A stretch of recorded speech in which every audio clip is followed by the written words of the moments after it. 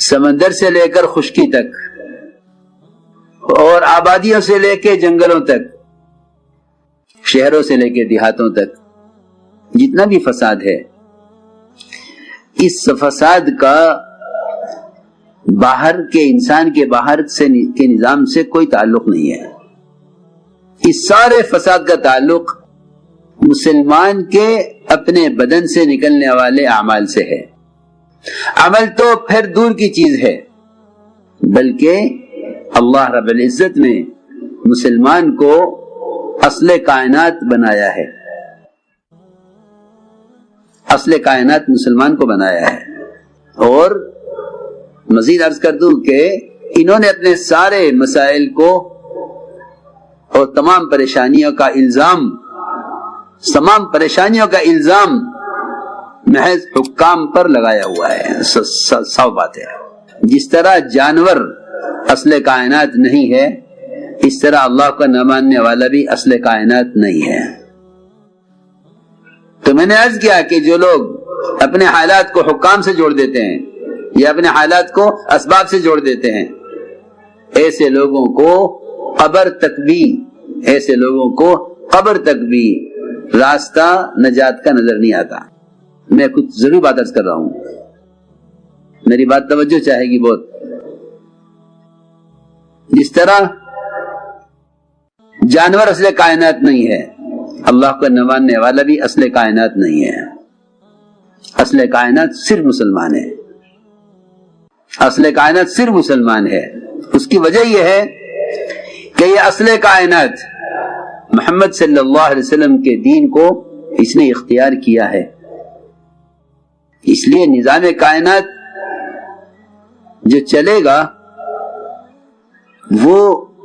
اس کے درست اور صحیح چلنے کے اعتبار سے چلے گا۔ پہلے یہ چیز سمجھ لو، انہم الا کالانعام۔ جو شخص یہ سمجھتا ہو کہ ہمارے مسائل اور ہماری پریشانیاں ان کی طرف سے یا ان کی طرف سے یا ان کی طرف سے یا ان کی طرف سے ہیں، وہ یوں سمجھتا ہے کہ میرے کاروبار میں، میری دکان میں، میرے کارخانے میں نقصان یہ میری بھینس کی وجہ سے ہے، بھینس بدل دوں گا میرے کاروبار کا نقصان ٹھیک ہو جائے گا۔ میں بہت ضروری بات کر رہا ہوں، اس کو بہت توجہ سے سمجھنا پڑے گا، بہت توجہ سے اس کو سمجھنا پڑے گا۔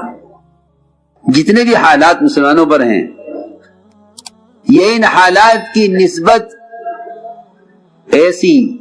ذات کی طرف، ایسی شخصیتوں کی طرف کر رہے ہیں کہ جس کو میں عرض کر چکا کہ وہ اصل کائنات نہیں ہے، وہ اصل کائنات نہیں ہے، اصل کائنات مسلمان ہے۔ میں نے کہا تھا کہ اس کا عمل تو بہت بات کی چیز ہے، اس کی نیت کا بھی اتنا اثر ہے کہ اگر یہ اس کی نیت میں فساد پیدا ہو تو ایک باغ کا مالی بھی سمجھ لیتا ہے کہ مسلمان کی نیت خراب ہوئی ہے، اس لیے میرے باغ کے پھل کا رس کا مزہ بدل گیا ہے۔ یہ میں نے ایک واقعے کی طرف اشارہ کیا ہے، قصے سنانا مقصود نہیں ہے، یہ نیت کا اثر ہے کہ نیت خراب ہوئی مسلمان کی، اس کی نیت کا اثر یہ پڑا کہ پھل کا رس کھٹا، کہ اس کی نیت کا اثر ہے۔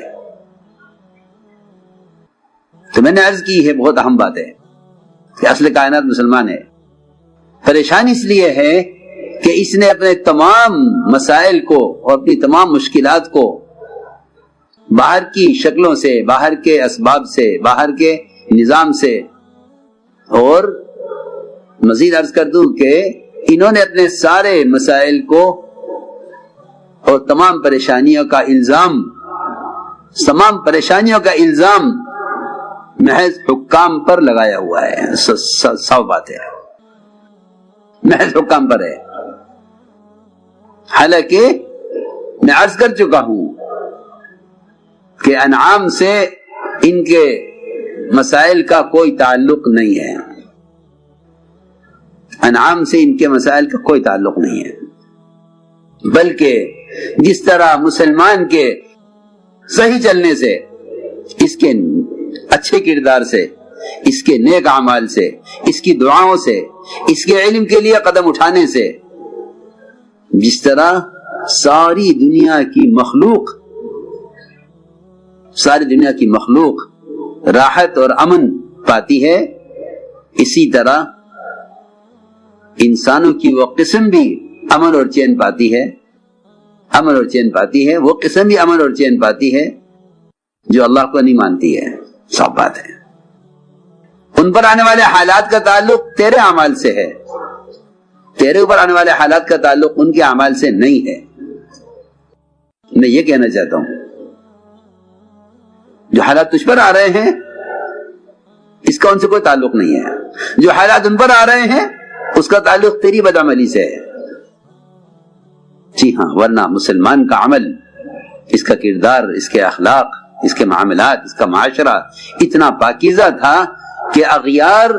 ان کو دیکھ کر اپنی زندگیاں، اپنی بادشاہتیں، اپنی حکومتیں، اپنے تعیش کے نقشے چھوڑ کر یہاں آتے تھے۔ آپ دیکھیے وہ صحابہ جو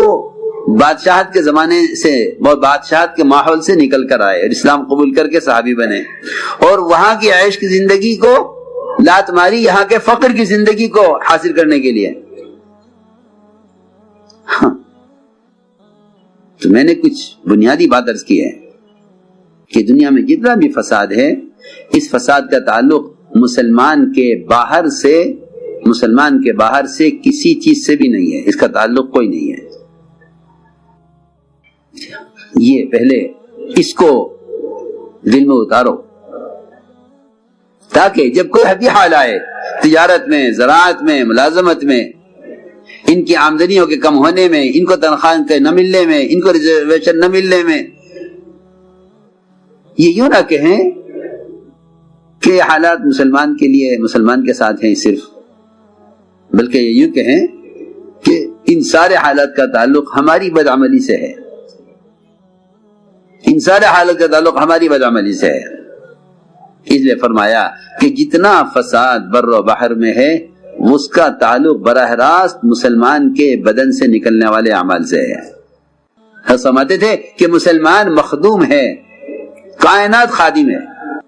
تو میں نے عرض کیا کہ جو لوگ اپنے حالات کو حکام سے جوڑ دیتے ہیں یا اپنے حالات کو اسباب سے جوڑ دیتے ہیں، ایسے لوگوں کو قبر تک بھی راستہ نجات کا نظر نہیں آتا۔ سب باتیں یہ کہتے ہیں کہ ابھی صبر کرو، اب حالات بدلیں گے، اب حکام بدلیں گے، حالات بدلیں گے، اب یہ اسباب بدلیں گے تو حالات بدلیں گے۔ نہیں، اللہ فرماتے ہیں کہ اصبروا او لا تصبروا، صبر کرو یا نہ کرو، انما تجزون ما کنتم تعملون، کہ تمہیں جو سزا مل رہی ہے وہ تمہاری بدعملی کی سزا ہے۔ صبر سے اس لیے کہ جو حالات احکام کو توڑنے سے آتے ہیں، یاد رکھنا بات، جو حالات احکام کو توڑنے سے آتے ہیں، جو حالات احکام توڑنے سے آتے ہیں، کہ جو حالات احکام کے توڑنے سے آتے ہیں وہ صبر کرنے سے درست نہیں ہوتے۔ کہ صبر کرو، کہ صبر یہ حالات کا علاج نہیں ہے، صبر کرنا حالات کا علاج نہیں ہے، پکی بات ہے کہ صبر کرنا حالات کا علاج نہیں ہے۔ آپ تکلیف برداشت کریں یہ علاج نہیں ہے، آپ دوا کریں یہ علاج ہے، آپ پرہیز کریں یہ علاج ہے، آپ صبر کریں کہ صبر کرنا علاج نہیں ہے۔ کسی بھی بیماری میں آدمی صبر کرے یہ علاج نہیں ہے۔ ہاں، تو میں نے عرض کیا کہ جتنے بھی حالات ہیں ان حالات کا تعلق براہ راست مومن کے عمل سے ہے۔